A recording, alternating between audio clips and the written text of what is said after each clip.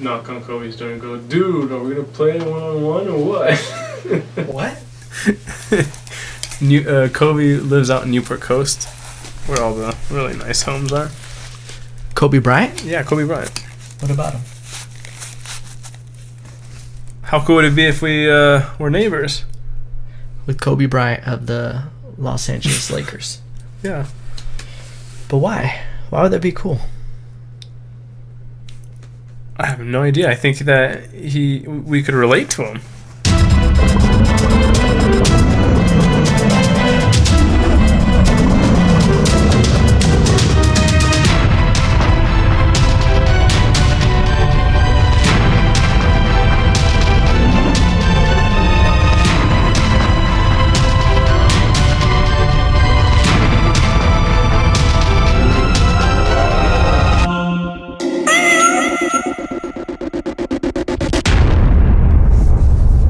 Do you remember when we were little kids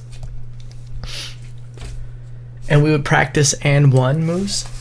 Yeah. Like a round, we'd spin and go around the back. I would tell people about that because I never really got into basketball, but there was just that little brief period where we would practice tricks and, like around the back, spinning and everything, juking people out. That pretty much highlighted my basketball career. Really? Mm. And one? And one tour. It's time for the podcast. Ladies and gentlemen, boys and girls, hookers and sluts.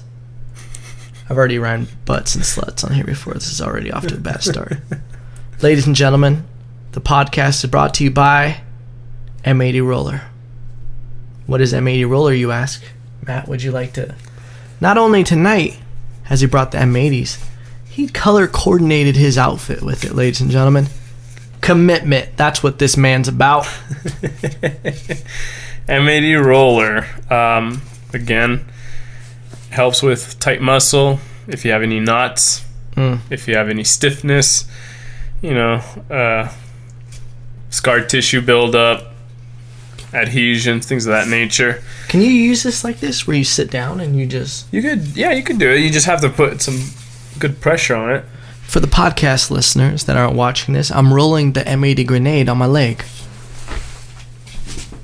No, it's a good one, actually. It's almost like you being at your work desk. I like it. And what sizes do these come in? So currently this is our 6-inch. We have our middle one, which is 15-inch. Some would say that's average. Which one, 15? Are we talking about rollers here? 6-inch, 15-inch, and 30-inch are the different sizes. Over 32 different colors.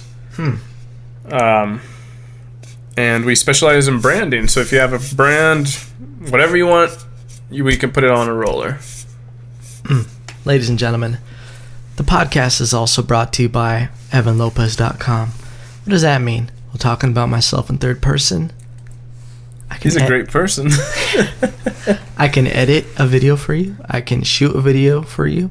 I can make some instrumentals for you. I can give you background music for that project you're working on. EvanLopez.com. Ladies and gentlemen, we're also going to stretch out our hands to any potential sponsors. We're starting an actual shirt for this podcast, but we're also reaching out to clothing podcasts. If you look at us, we don't want to keep wearing the same clothes in a podcast. The goal is to never wear the same shirt. I don't know if you've done it with tank tops yet, have you? Yeah, I have. You've worn more than one? Yeah.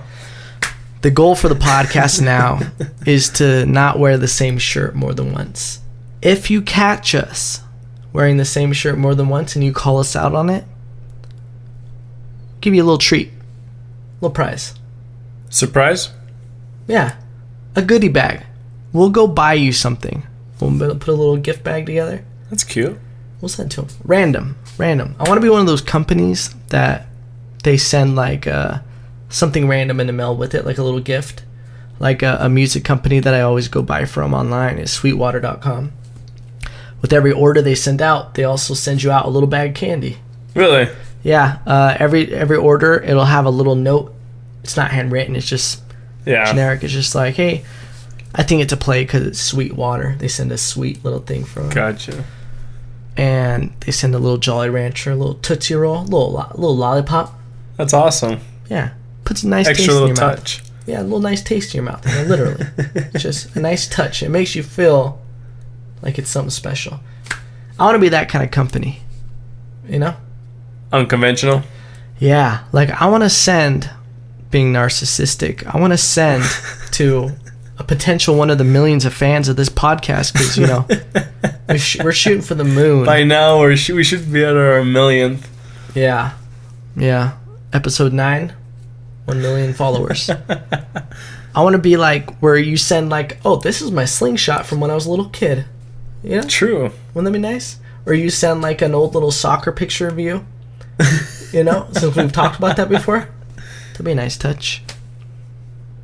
So, what I was trying to say, we're looking for sponsors also for the podcast where we can informally review your product if you have a shirt, if you got a lotion, if you're Iron Line soap and want us to try out your product. We're very, very, very open and probably wouldn't say no matter what to anything with lion in it. Right? Wouldn't you think? Have you searched at all if there's like a full line of apparel or a life brand that's related to lions? Yeah, there's a polo shirt my dad has that has a lion on it. Really? Yeah, I don't know what brand it is, but there's tons of lion stuff. You can find lion everything, you know? Lion everything? Lion everything. You could probably search lion everything. There's a lioneverything.com for everything that's lion. This has gotten ridiculous already. Ladies and gentlemen, we have some big news for you. If you follow us on Instagram at Dos Leos Podcast or on Twitter, Dos Leos Podcast, you'll know that my co-host here has accomplished a triathlon. Is this your first one, or you've done more than one? Officially, it's my second one. My first one was a half Ironman, which 70.3 miles. Fuck, man. Obviously, I did the sprint one, Crystal Cove, and I've been out of training completely for triathlons for almost a year. So it's probably been 2 or 3 months that I've had some solid sort of getting my body into the triathlete state that it should. Yeah, I feel like you just started training for this and you just had a triathlon. Yeah, it was about 2 or 2.5 months ago. I got my new tri bike, so I was excited. So I started riding once to twice a week. Yeah. And then slowly, I've been swimming, but more. I use swimming right now if I'm not training for anything. I use it more for a mental clearance. Yeah. Something about jumping into a body of water, doing something and jumping out, you feel cleaned out. Yeah, I think it's nostalgic for us. You probably don't even realize it that, you know, that's your childhood. And the funny thing is, I never would have thought that I would really keep swimming. Yeah.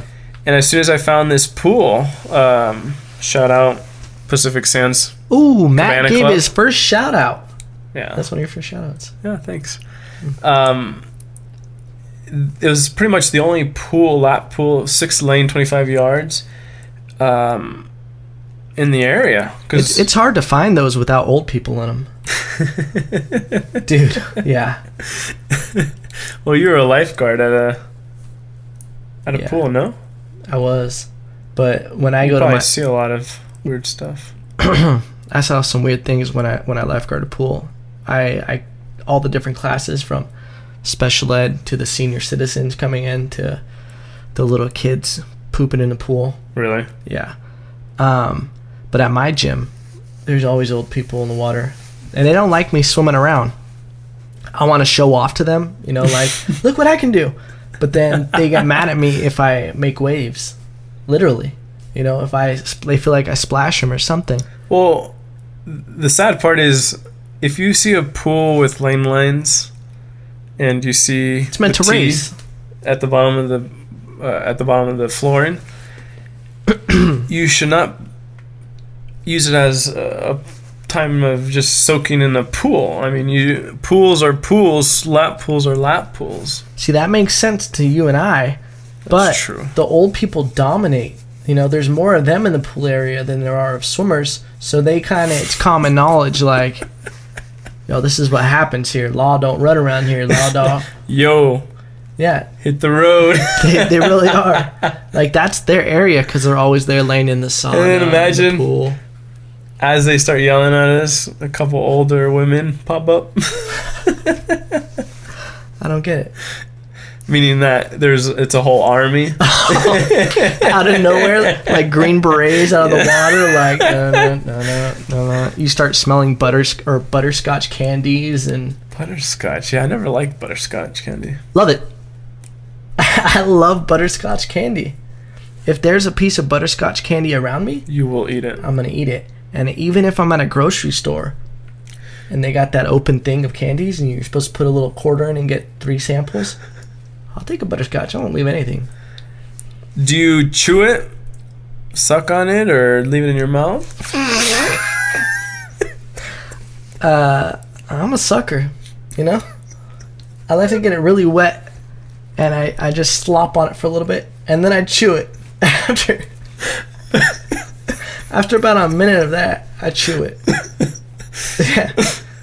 It's funny because I say about stealing candy from the grocery store.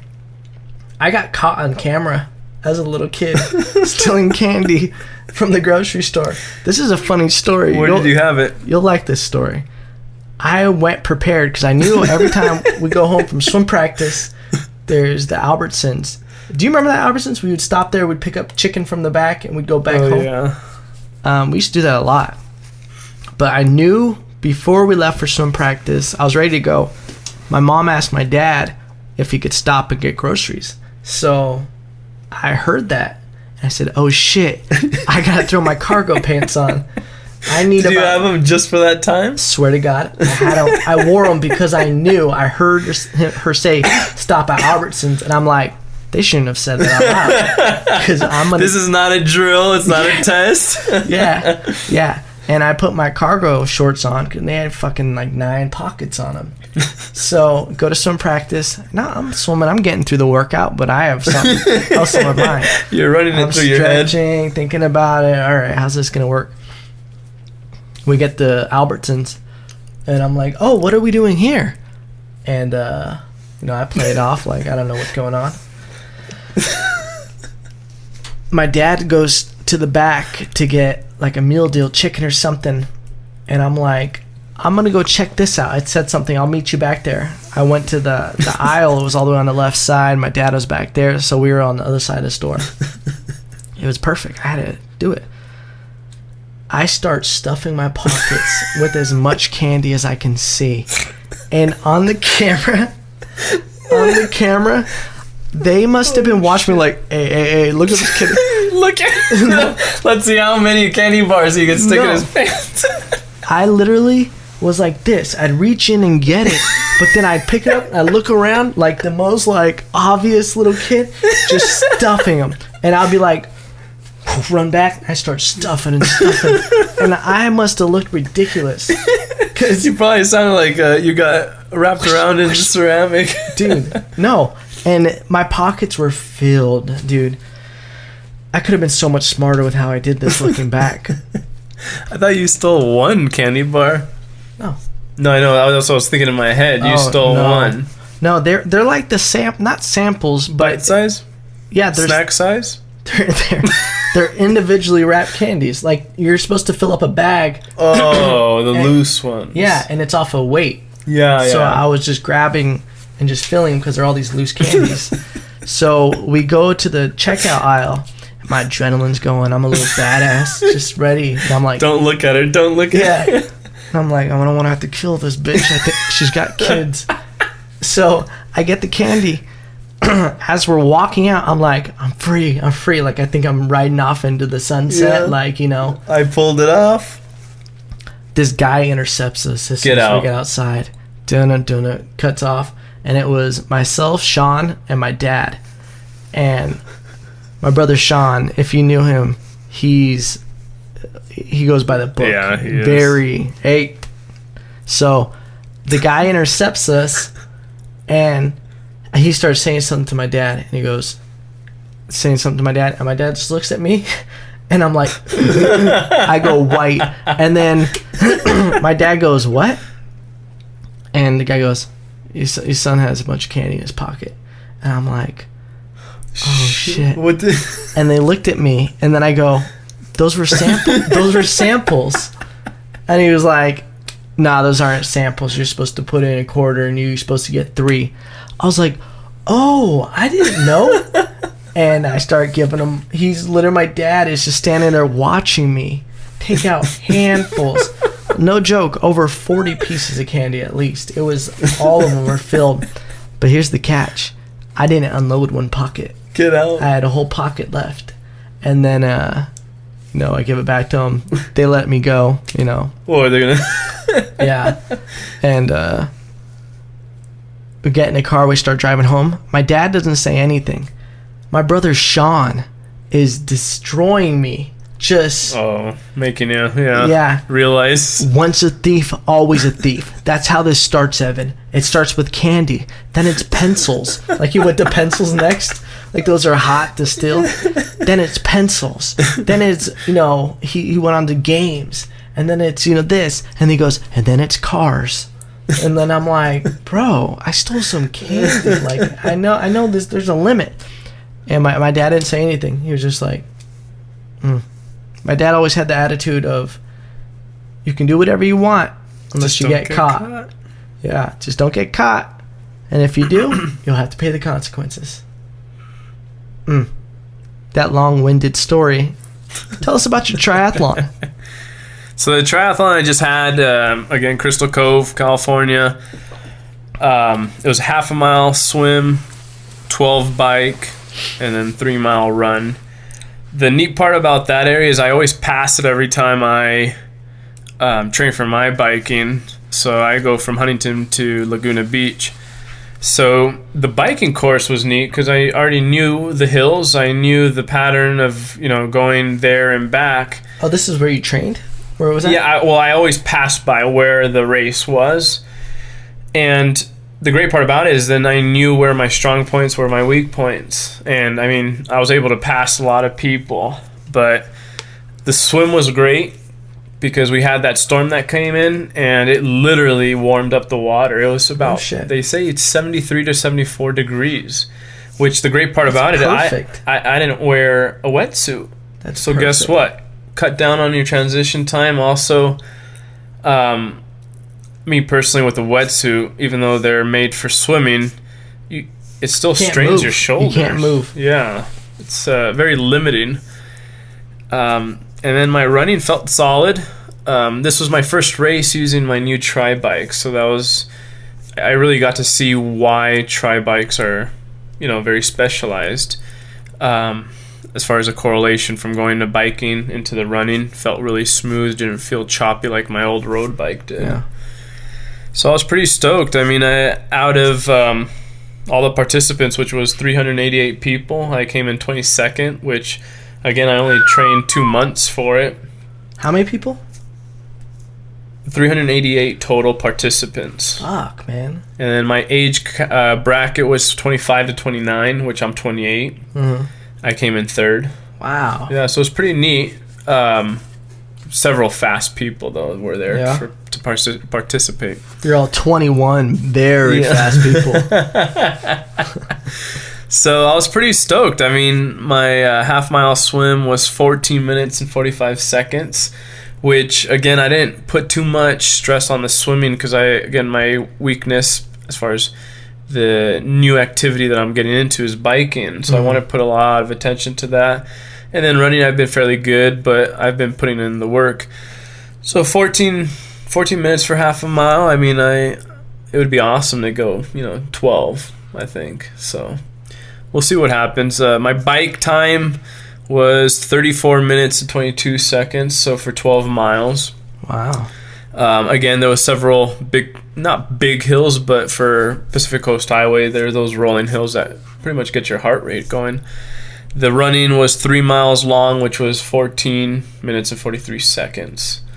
So again, pretty stoked. That last part of the run really hurt just because you got all your energy from the swim and the bike. Yeah. So it's more of a mind game than anything else. Don't triathlons normally end with the bike? Because you always see the guys with their hands like up and then they fall right before the finish line. Have you seen those videos? Those are the cycling people. Those aren't a triathlon? No. You always run to the finish line. Okay. And you're doing another triathlon next weekend? Yeah, so I have a total of 3 that I signed up for. One at the end of October, which I think is the 26th.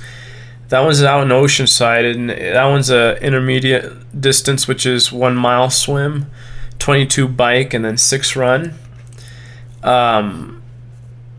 And that was supposed to be a bigger one that attracts more people. So my goal is to go hard into that one. Wow, so this sprint, I only rested a week. And then I did the sprint, which was the first time that I've done that sort of distance. So my second one's in San Diego, Tri-Rock, which is the same distance as Oceanside. So the mile swim, 22 bike, 6 run. But since it's in 2 weeks, so what I ended up doing is this past week, I just beat my body up. I biked, ran, and swam all Tuesday. Big mileage, a lot of intensity. So Tuesday, Thursday was that training regimen.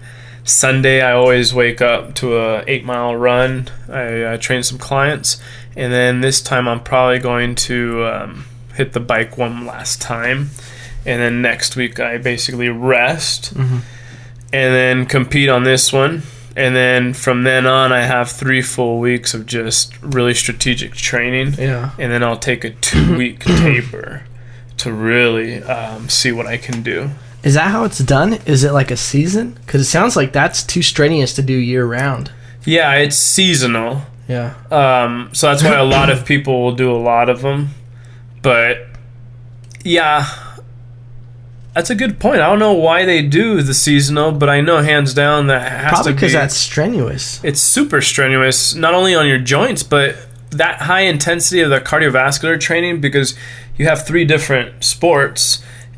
Swimming, huge cardiovascular demand. Yeah. Biking, huge cardiovascular demand. Not that huffing and puffing, but just that it's more of a resistance training. Yeah. So I feel like your muscles need so much more oxygen, but it's not that you're winded. It's more of your muscles utilizing the oxygen.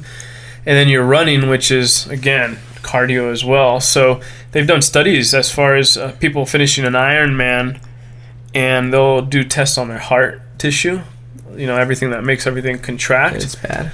And there's a lot of tears. They can be repaired, which that's what the muscle does. Uh-huh. But self-repair? Yeah, self-repair. It's almost like, if you... like sore lactic acid? Yeah, it's almost like, the bodybuilders, you want to tear the muscle fiber inside to rebuild, build and get stronger. It's the same concept because the heart is a muscle.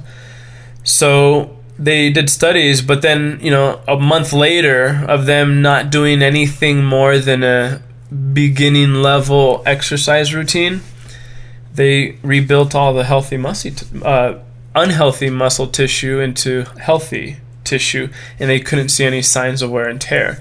But they do say that those high intensity events, if it's a marathon, things of that nature, you will always have some wear and tear. Oh, wow! It's not permanent unless you keep strenuously straining it so much that it doesn't never gets a recovery time. Never gets to recover as well. Plus, the quicker you recover because you're compensating for something, the more scar tissue buildup you have. Because scar tissue is an easy way of rebuilding. It's not as healthy as a complete 100% muscle, but it's almost like that 50% helps bridge that gap. I always think about that sometimes. The being super healthy and pushing yourself at the gym hard to the limit every time. Like, who's going to live longer and be healthier in the end? Is it someone who just moderately exercised their entire life and just maintained? Or is it going to be a high-intensity athlete that, because when you look at, like, NFL players or fighters or anybody who take trauma to their body, you know how many fighters need surgeries over and over again? There's everybody has injuries. There's...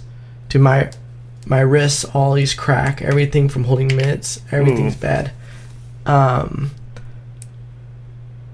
it can't be that the high intensity athletes, all the Olympians that put so much strain on their body, I feel like it would be the person who's just moderately, right? If you wanted to, have, I guess it all depends on what you consider healthy, but yeah, let's say our goal would be to live our entire life physically active, meaning that nothing will hinder you from performing any physical activity, if that's walking, jogging, playing a sport.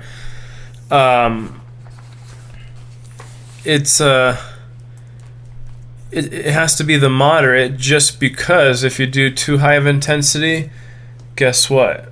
A lot more wear and tear, arthritis buildup, things of that nature.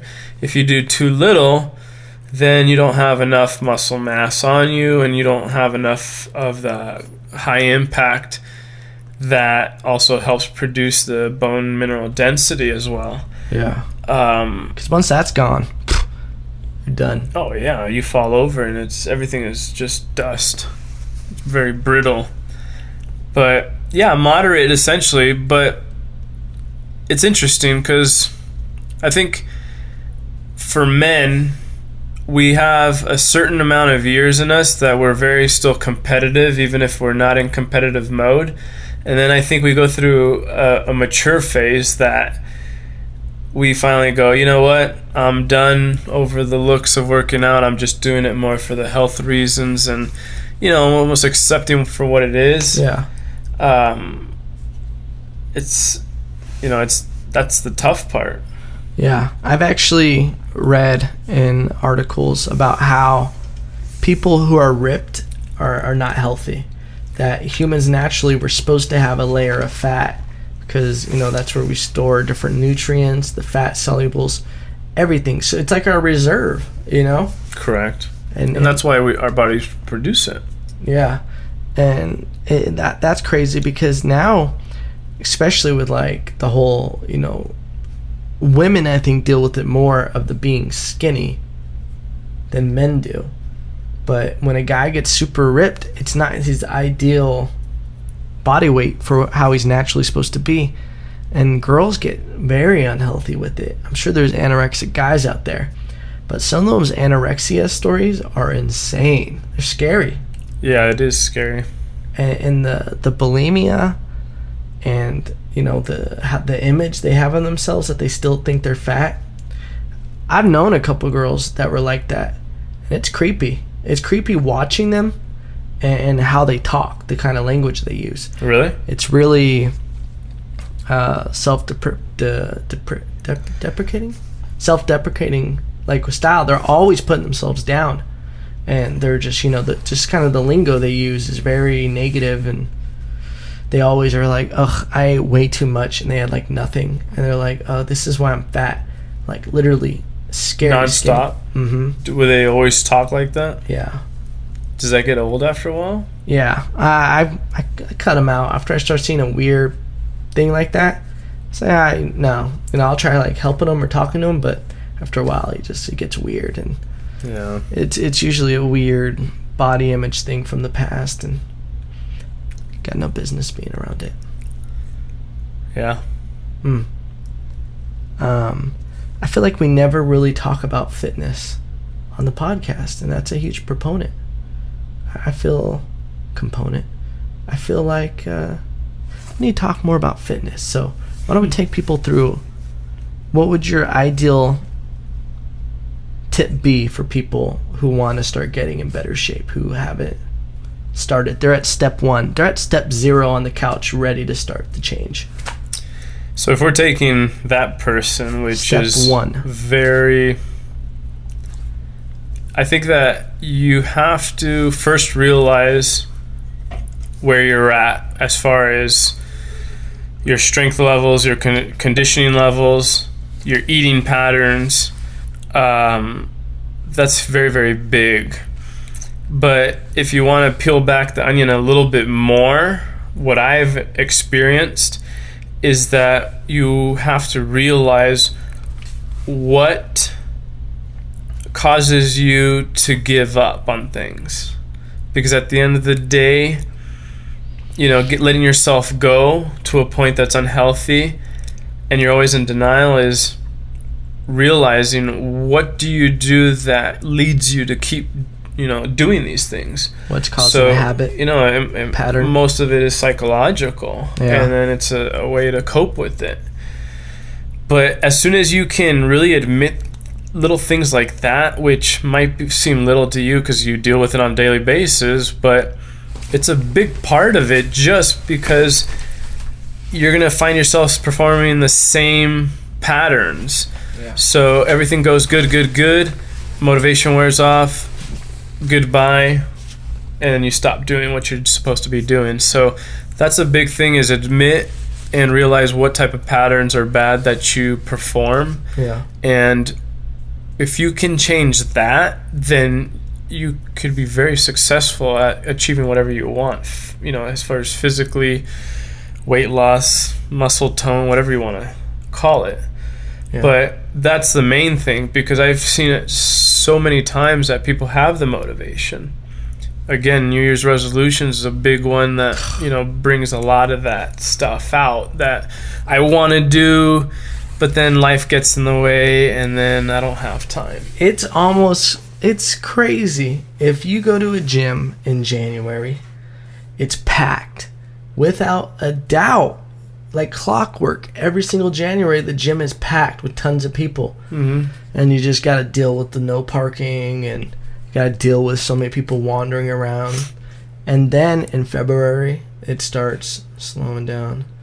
Then it gets farther in the year. Then July picks back up and people are getting their beach bodies. In June it's picking back up. And then once that's done, start hitting August, people can wear sweatshirts and they don't got to worry about going to the beach. It starts hibernation starts falling off. And then November, December, family holidays, everybody's gaining. As soon as this holiday's over, blah blah blah, New Year's resolution, and they're right back in the gym. It's just a cycle. It seems like I know so many people that just keep doing the same cycle of, I'm gonna start going to the gym, I didn't, and then they fall off. How would an individual, if you were training someone, what would be the first step in breaking that pattern? Again, getting themselves to say that these are my patterns and I know why they're bad. Because I think that a lot of people do know certain things, but they sort of sweep it under the rug so much just because they don't want to know the truth, or they don't want to know that they do bad. So I think it's a natural ability to do the same thing with your workout routine. But the biggest thing to me is I've never had anyone walk out of an exercise routine going home going, I hated that. Because guess what? You get your heart rate up, you start sweating, you feel the fatigue, which are natural natural components to making you feel like you achieved something. You did something that you wanted to do, and you actually did do it. And then your endorphins kick up and all these things that mask pain and sort of bring what's that term, dopamine. So that's the fun part about it, and I think that that's what people call the bug, or you get caught up in it, is catching the bug. Catching the bug is the fitness bug. What you get when you walk out the door. And I think people get caught up in a lazy rut, or make excuses for this and that, but you have to keep revisiting. Okay, I know it's gonna suck going into it. I know I'm tired. I know I'm hungry. I 1,000,001 different excuses, but that when you go there and you get out, you're gonna be thankful that you actually did it, because that was that one day that could have been a big crucial day in your week. That mental toughness, of actually telling your body or your mind, I'm not going to listen to you, I'm still going to go to the gym. And then obviously knowing that after you leave, you're going to feel good.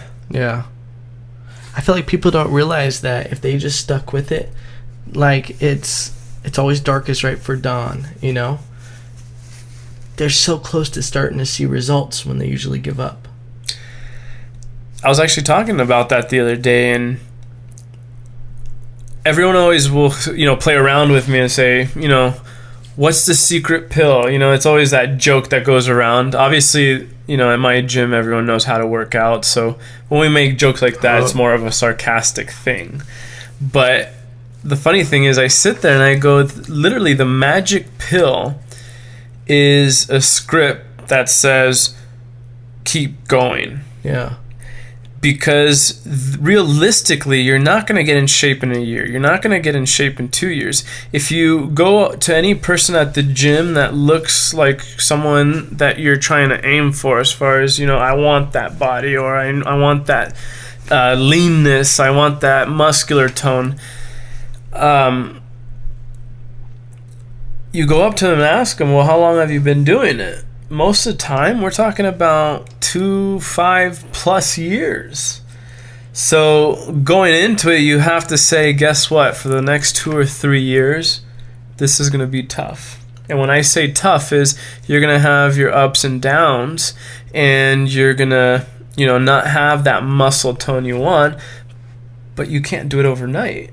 So why not give yourself a 2-year timeline so that there's no pressure, there's no buildup, there's no boiling pot of you having a tendency to explode, or just go, screw this, or, take a week and just completely eat everything bad, not exercise.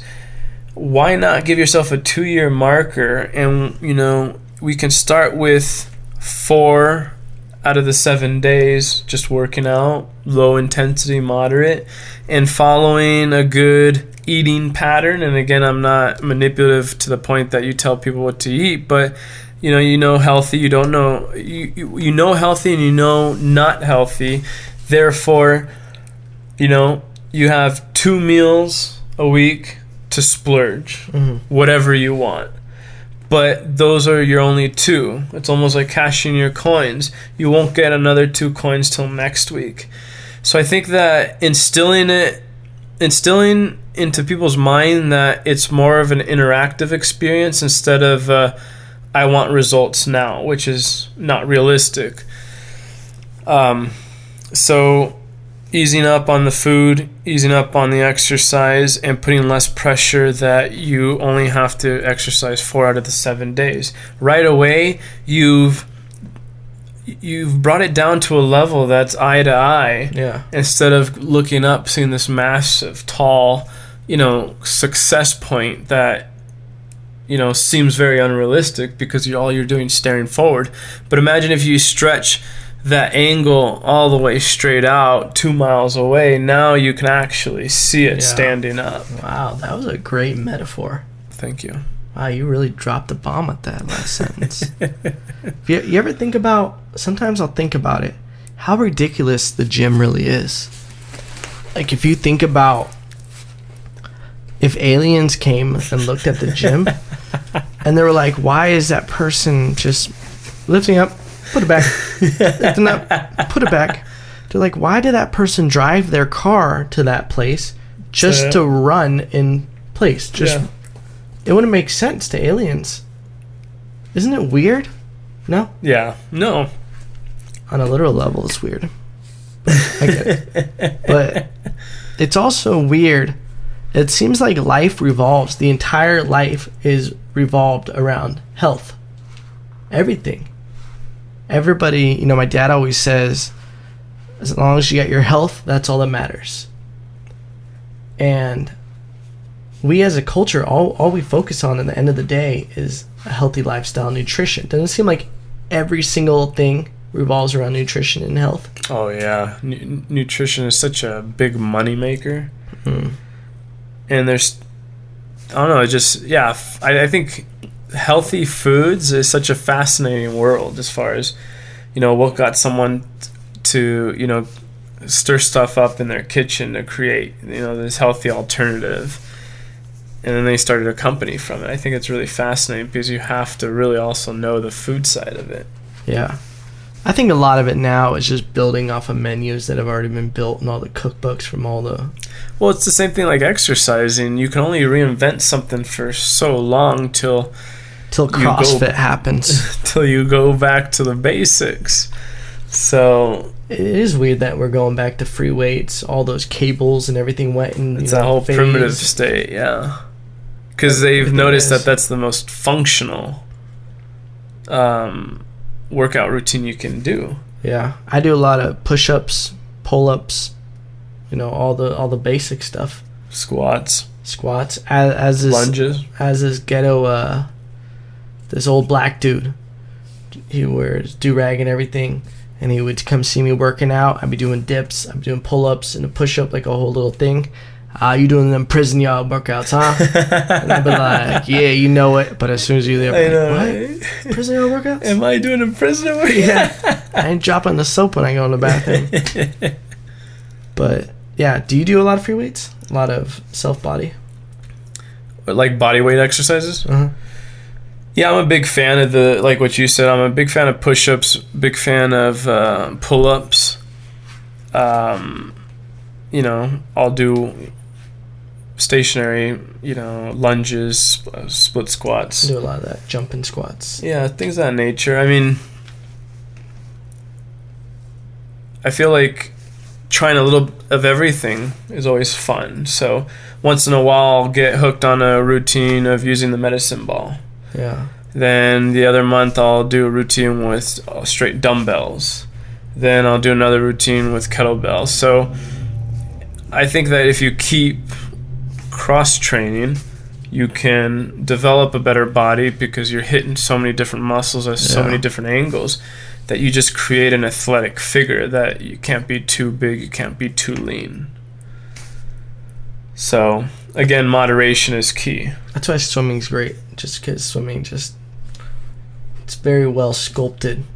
It is. And I mean, I think for the most part, most swim teams do cross-training. So if you're doing some dry land or weights or running, you just develop a different figure. Yeah. Do you think you should stay away from machines that do the isolated, like those sitting curls where people, you lean over the thing? Yeah, preacher's curl. Yeah, do you feel like people should stay away from those? Because it seems like those are... If you're isolating something so much, it's going to make it unproportioned. Unless you're very good at balancing out the rest of your exercise. Yeah, I mean, at that point, you're considered a bodybuilder. And if you're in it, you have to know each angle of each exercise that, reacts to that muscle and, whatever area. But yeah, I think you hit on a very important topic is being unproportionate and having that relate over to like actually a physically well state that you don't develop always tendinitis because of a constant repetitive motion, hyperextensions. I mean, there's so many things that you can do. I again keep always changing my workouts. So I'll go into a phase that's almost like a little mini bodybuilding session. And I'll just work on, building up weight, building up size. But then that lasts for so long and then I switch to something else. So my whole thing is mature muscle. If you consistently keep working out throughout your life, you're going to see different stages of muscle tone on your body. And that's more mature muscle because it's been constantly refined. Because you almost want to look at muscles on your body as little strings. And every time you stress the strings, they snap, which those are your muscle fibers inside you. And every time they snap, imagine they just grow back stronger. And then you snap it enough times that no area of that muscle is just a string. Is that why they say old man strength? Because even though someone doesn't look? It's been alive for so long, it's been broken down so much, it's recovered so much that it's almost having like a race car in the driveway. Compared to a regular car, is that this thing has been manipulated, it's been worked on every day to be produced into a well-oiled machine, which that's what the body is. That's interesting because they always say that he has, creepy old man strength. It's always like that. That's just a life of working hard.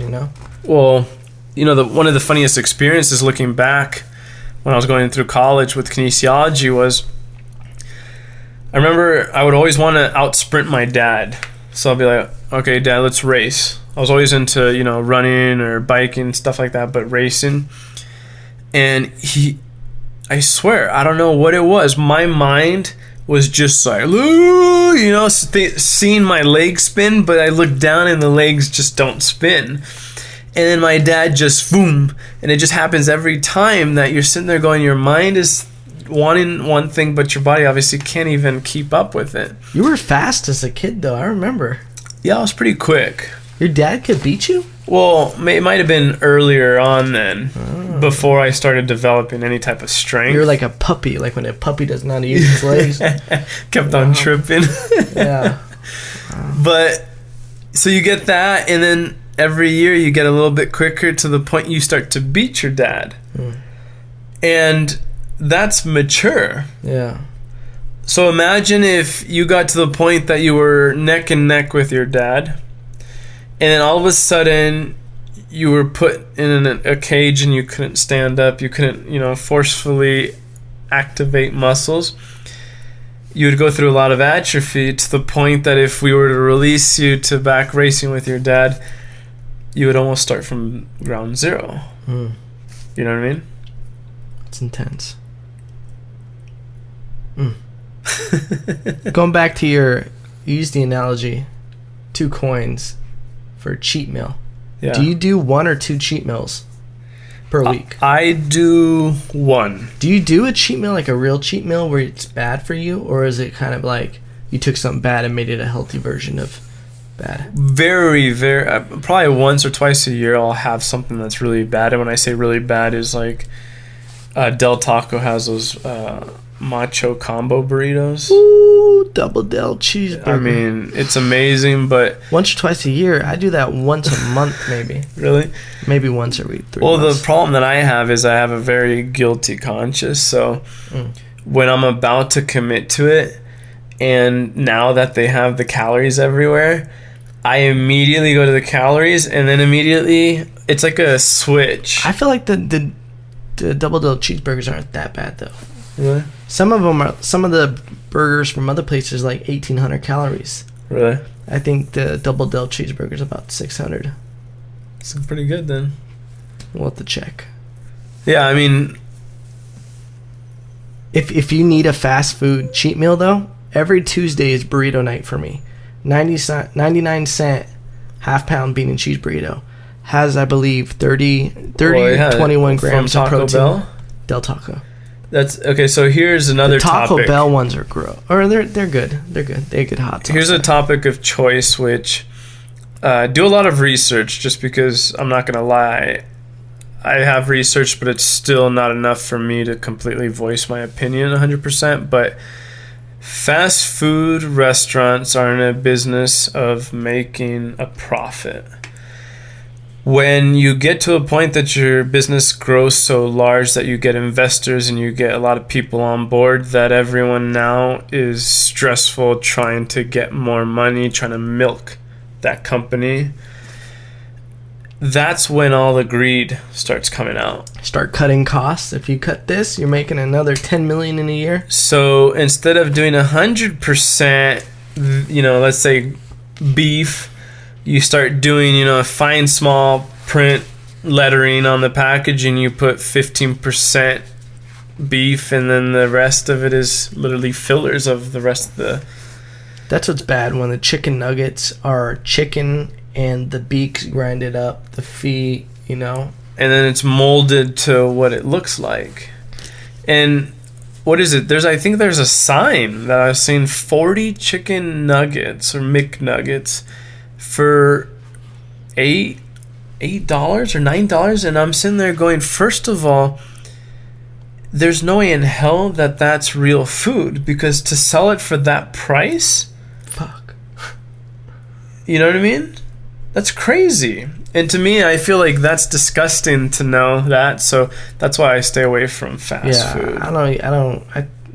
I'll have a chicken nugget every now and then, but I feel horrible about it, you know, because it's like a weird. It's like compared to like a branch, it's just a 2x4 composite. Yeah. You know, it's not real wood. But they put flavoring and they put things that mess with your mind that like give you that. That's why you keep eating it, is that taste. It's not really the consistency of it. It's just masking. It's masking, like you said, if you shredded wood and you put it into a chicken nugget, but you flavored it, people would immediately just keep eating. Well, yeah, they put stuff in it to make you keep wanting to eat and stay hungry. Just like Dasani. That's why you're never supposed to drink Dasani. They always stock Dasani at amusement parks because Dasani has sodium in it. And they have so much that they actually have to list it in the ingredient. And what it does is it makes you actually more thirsty. Yeah. So if you get Dasani, you'll want another one. And amusement parks use Dasani because... repeat business. Yeah, you get people, they're just not buying one bottle. They're buying tons of bottle over and over again. So next time you're at an amusement park, check out what water they're serving. And I bet you it's going to be Dasani. Interesting. Yeah. If you want a cheat meal from fast food, half-pound bean and cheese burrito from Del Taco. I believe it's 30 or 21 grams of protein in one burrito. For 99 cents, you can get 21 grams of protein. Where else can you get that? You ain't getting that at the gym. You know? Yeah. So, you didn't actually give your cheat meal once a week. What do you have? It varies. I mean, I'll usually do sushi as my cheat meal. Christy and I went back to that place. Really? What was it called? It was good. Carbless, carb-free sushi. Yeah, except one of the things we got had lobster in it, and it wasn't that good. It was like rotten, really? So we returned it. Really? That bad? We don't want it. Yeah, we both took a bite, couldn't do it. And you know that cool moon that they have? I asked them, they have this cool moon at the sushi restaurant that's just super sick ambient lighting. They have, you know, those bags, you know, those like square bags, whatever, like Japanese style. They have like a candle inside of them. They're hung everywhere, and they have all these different Buddha statues and everything. The looks really cool. Plus those waterfalls dripping down the walls. One of the whole walls is a waterfall, and they have these white trees, these leafless trees, just the branches, and then they have this moon up in the corner, and it looks so sick. And I asked him, I said, "Where'd you get that moon?" And she goes, "That's not actually a moon. It's a plastic lamp cover." And they just spray painted it to look like a moon. Get out. And they just put it over it. So it looks like a moon because of the lights behind it. Yeah. But they just took a regular plastic thing of plastic and just spray paint it to look like a moon. That's creative. Brilliant. Because we literally looked for that exact moon to put on the set decoration. Well, it's great that we can do it at low cost. We don't want to tell people what we're doing. We're artistic here and talented. Ladies and gentlemen, we're actually looking into a new set design. We've outgrown this company where we're filming this out, this studio. We have 20 people here on the set. So we're looking to expand. Podcast is doing great. I'm very surprised by the numbers. You know, we're doing good. We're double digits. I'm stoked. Yeah. Safe to say we're blowing up. Safe, but I'm gonna say safe. Yeah. But we're looking to set design change. You know, we're gonna a little makeover, a little podcast makeover. So, if you have any ideas what you think should be behind us, you know, something. If you have some kind of idea, critique, let us know. Yeah, we're gonna surprise you guys. Yeah, we have a couple tricks up our sleeve. We're getting into we were talking about tonight a new shirt. We have one shirt already that we're going to get printed and done up, but we also have an idea for the next one. And I think you guys are going to like that one. Yeah, no, I like it. Yeah. Want to wrap this one up? Sounds perfect. It's pretty late here, ladies and gentlemen. We seem out of it and tired. It's because we are. Ladies and gentlemen, this podcast is brought to you by M80roller.com. Matching clothes. This podcast is also brought to you by EvanLopez.com. Dos Leos Productions.